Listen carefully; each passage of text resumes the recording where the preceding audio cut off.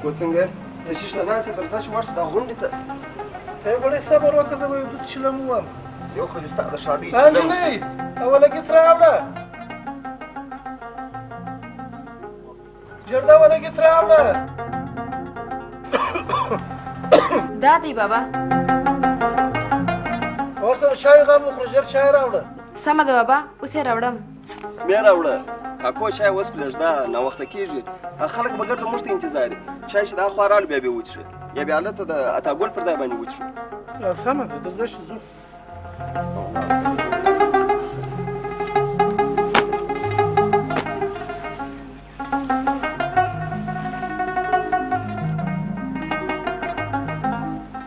کاکو که دا مکتب جوړ شي نو زموږ د سیمې د کوچنیانو لپاره به ډېر اسانتیا شي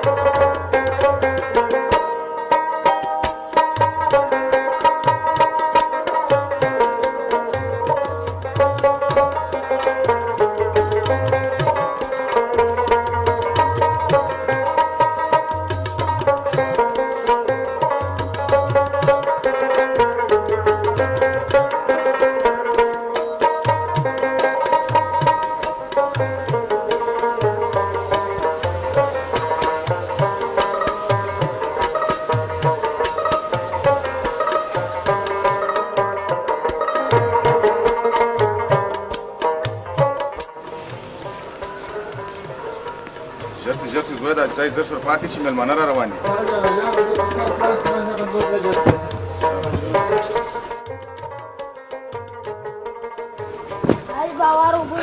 هلته شه جانه زوم کار کوم شاباش د خپل ورور سره کومک کوه زوی وسه د بالشتان سره سم هله ژر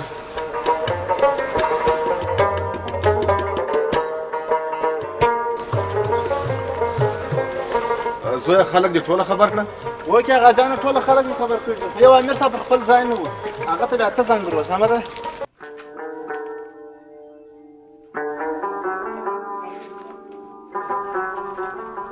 دا جنایي شعبې ته ور وړه شه اجرات کېږي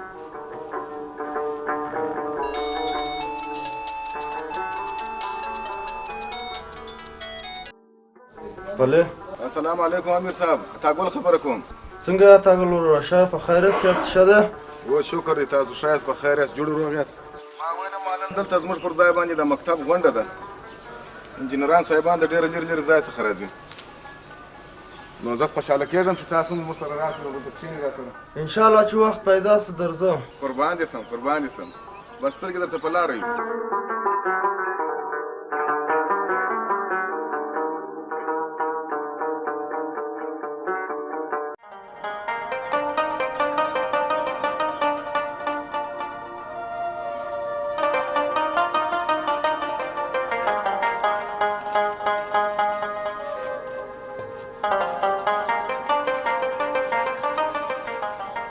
محمد خبره په چیش باندې سمه جانه که نن خو د اتاګل اکا پر ځای باندې غونډه ده السلام علیکم یاري پهلوان رانی پهلوان خبرې په خیر یې سړي من سړي ماما په خیر یې خیر و خیرات دی څنګه سمه جانه ښه یې ولا شکر دی د الله احسان دی دا دی د پهلوان څه به پوښتنه وکړو اتاګل پر ځای څه کیسه ده ته خو به په خبر یې خود په خبر یم زوروره ستا پر کم خو نه یم چې د دنیا له حاله نه خبره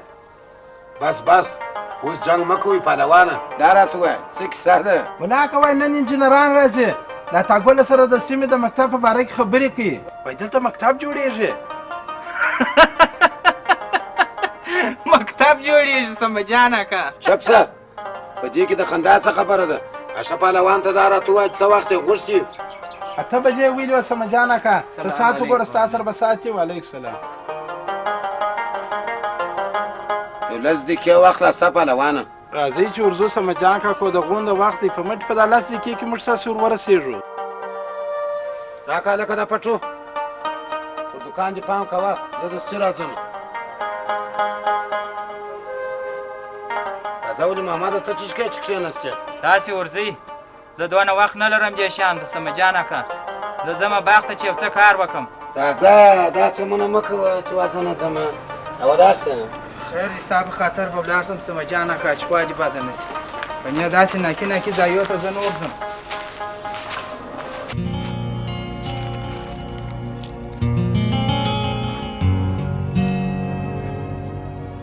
خط خو دې ډېر ښه دی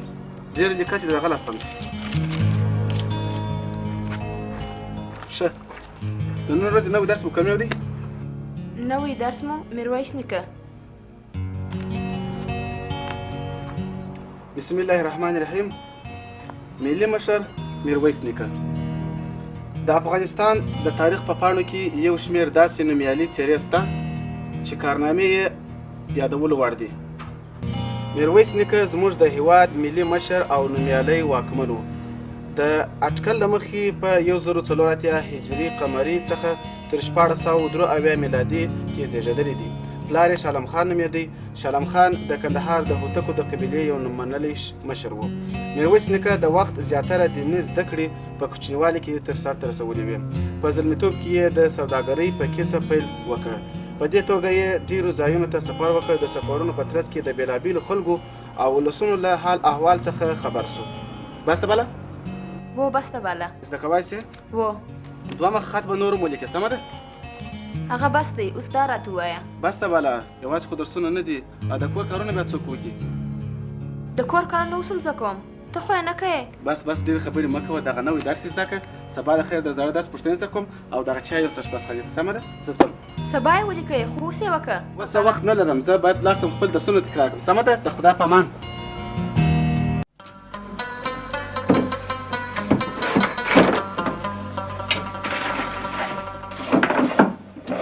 هلکه دلته څه شي کوې اوبه ما دلته موټر ایښی اوس نشته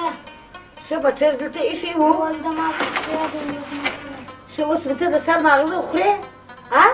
ته اوس ما د سر ماغزه خورې ولاړ شه وځه هله وځه وځه مایم ځه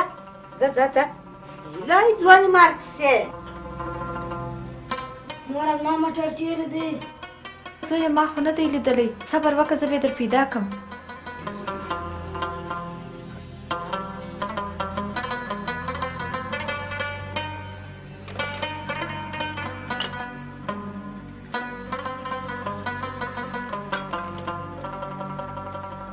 واخله بابا جانې چای وڅښه زه چای نه خورم ولې بابا یو وار چې به درته وویله چې نه څښم نه څښم نو ډېرې پوښتنې مه راڅه کوه بابا خیر دی مه راڅه خوابدې کېږه دا تا ګل مېلمانه راځي هغو ته مې شیان سمول خیر دی مه خوابدې کېږه یو وار چې مې درته وویل چې نه خورم ستا د لاس چای چې زه خورم زار دې وخورم خدای تعالی ما ته لاسونه راکړي دي پښې هم راکړي دي په خپله به ولاړه شم یو پیاله چای به ځان ته دم کړم ته چې شکایت چې ما ته ناسته یې ولاړه شه ځه نو بالا مخ دې راڅه ورکه هی خدایه د دې ښځې سره څه وکړم د دې سره هېڅ نه کېږي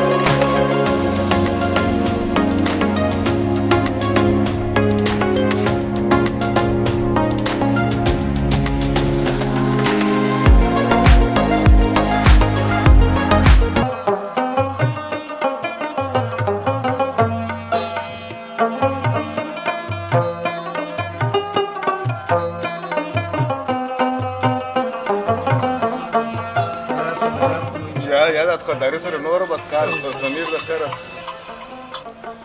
بله سلام علیکم امیر صاحب. بس موږ درته انتظار یو، دا ټوله غونډه ستا انتظار.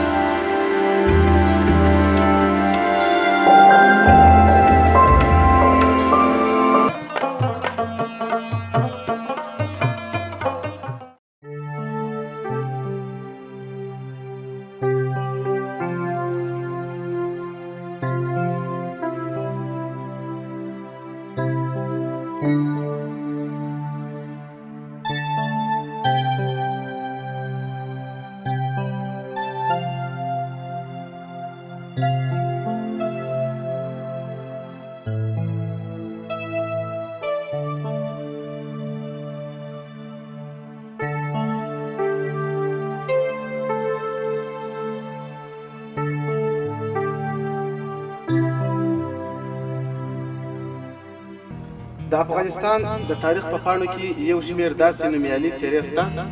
چې کارنامې یې یادولو وړ دي. ابلوشیر چیرې یې؟ دا دی دلته په خونه کې یم. راووځه، په چای بسکیوال پټ سوی دي، اوبه دې دود والې. دا دی درغلم.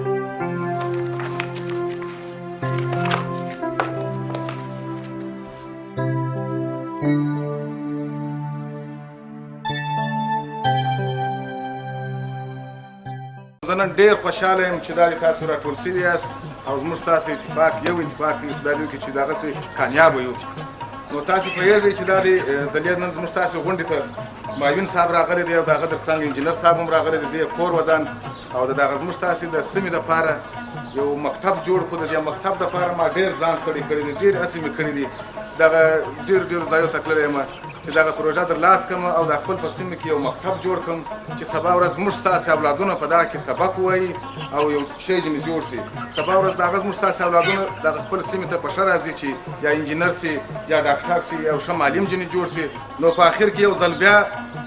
زه د معاون صاحب څخه مننه کوم، د معاون صاحب د رئیس څخه مننه کوم چې زما سره ډېر کومکونه کړي دي او د هغسې انجینر صاحب څخه مننه کوم چې په دغه پروژه په اخیستلو کې زما سره ډېر کومکونه کړي دي. نور څه خو نو زه نه لرم، نور د مکتب معلومات به نور انجینر صاحب تاسو ته څو خبرې وکړي. انجینر صاحب مهرباني وکړئ. بسم الله الرحمن الرحیم. یو ځل بیا د ټولو مشرانو څخه مننه، د ټولو ځوانانو څخه مننه چې تاسو نن دغه غونډې ته راغلي یاست. زه ډېر خوشحاله یم چې زه په دغه ښایسته غونډه کې ما ستاسو سره برخه واخیستله او زما معاون صاحب هم زموږ سره راغلی دي. موږ هم ډېر خوشحاله یو چې موږ ستاسو سره په دې غونډه کې ناست یو، ځکه دلته مشران راغلي دي، ځوانان راغلي دي. دا یو ارزښتناکه غونډه ده او دا زموږ او ستاسو په راتلونکي باندې ډېر ښه اغېز کوي. که موږ دغسې نورې غونډې هم ولرو په خپله سیمه کې خپلو ځوانانو لپاره یې جوړ کړو او که په هر بخش کې د بیا رغونې په بخش کې، د تعلیم په بخش کې، په نورو بخشونو کې دا به ښه مثبته اغېز پر دغه سیمه باندې وکړي، پر دې خلکو باندې وکړي، پر ځوان نسل باندې بیا وکړي. خپلې خبرې را لنډومه.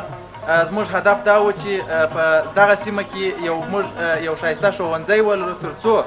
زموږ دغه راتلونکی نسل چې کشر طبقه ده هغوی و تعلیم ته و تربیې ته ضرورت لري. او ما د دې سیمې دپاره یو ښه نقشه ډیزاین کړې ده خپله چې ډېر ښایسته مکتب به وي او د خیر سره په ډېر لنډ وخت کې به د دې مکتب چارې هم سرته ورسېږي چې د بیا رغولو دپاره بیا ستاسې د دغه سیمې هغه ځوانان چې بېکاره دي، هغه ځوانان چې کار نور ته پیدا کېږي په دغه ښوونځي کې به د خیر سره به موږ به کار ورته ورکړو، دوی به د دې کار کوي، هم به د دوی دپاره یو مالي یو څه پاتېږي او هم به په کار اخته وي. نو زه نور څه نه لرم ستاسو د ټولو څخه مننه کوم چې موږ ته مو د خبرو موقع راکړله بیا مو هم کور ودان تشکر ژوندي اوسئ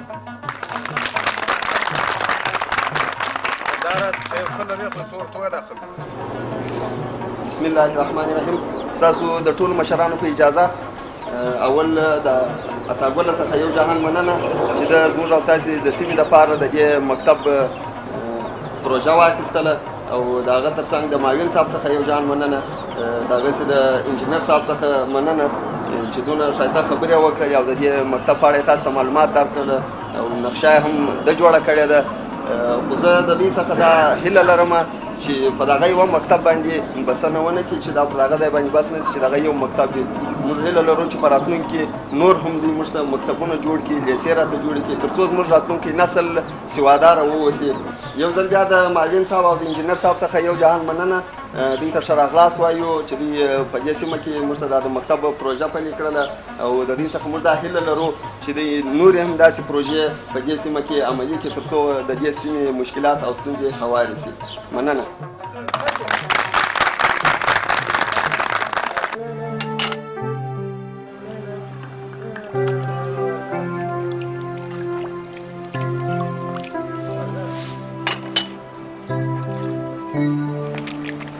شه څه خبره ده نن بیا ډېره خوشحاله یا داسې هېڅ خبره نشته د مکتب جوړولو ته خوشحاله یم ما ویل چې مکتب جوړ سي او بابک اجازه راکړي پاته درسونه به مې بیا شروع کړم تا یې خو دې وکړي چې تا مکتب د خیره جوړ سي د کاکو پلمه به وخیږي حتی وباره پلمه هم نشي کولی بیا مو څه عایشې دي ستا د لاس وړی خوب نس کولی څه کیسه ده او د شادۍ نسیم سي یا خو ستا خوب نه سر کېږي موږ د مکتب په اړه خبرې کولې پلوشه وایي که چیرې دا مکتب د خیره جوړ سي نو د کاکو پلمه به وخیږي او زه بېرته خپل مکتب ته ځم ولاړ ته چای راواخله ستا مخ وګوره مکتب وګوره ولې دا درس ویل یوازې ستاسو دپاره دی یا نو څه دپاره دی اوه بس پرېږده تر اوسه مکتب جوړ سوی لا نه تاسو بیا په جنجالو اخته سولاست که مکتب جوړ شي که نه شي جوړ د دې که دا ملاکه واخیستل شي ورشه چای راواخله واخله دې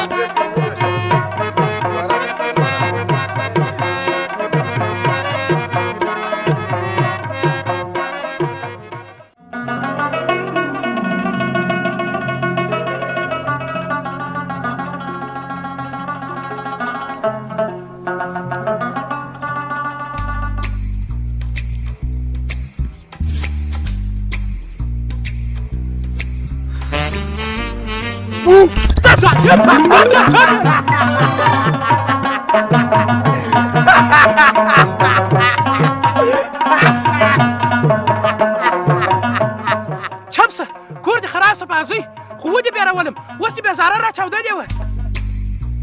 ښه ته هم بیرېږې همدا نوم دې بدل کړه بل نوم پر ځان کښېږده دا څه وایه د ظالم زو نوم بیا ولې بدل کړم پوهېږې مبرزان دې د شیرو نومې شیري او هېڅ خنده نه لري یاره دا څه وایه د ظالم زو په کومه لاره یې را سره معلوموې لاړ څه وایي ته خو په مسخرو نه پوهېږې موږ مسخرې سره کول ته پرې شاګوس وې اوه یاره نو خو اول به دې ویلي وای یاره چې زه مسخرې کوم بخښه کوه خوا مه بدوه تا ته وایم پوهېږې نو ته داسې د ظالم زو یو وارې غږ وکړې بیا وا نوم واړوه بخښه کوه بنانو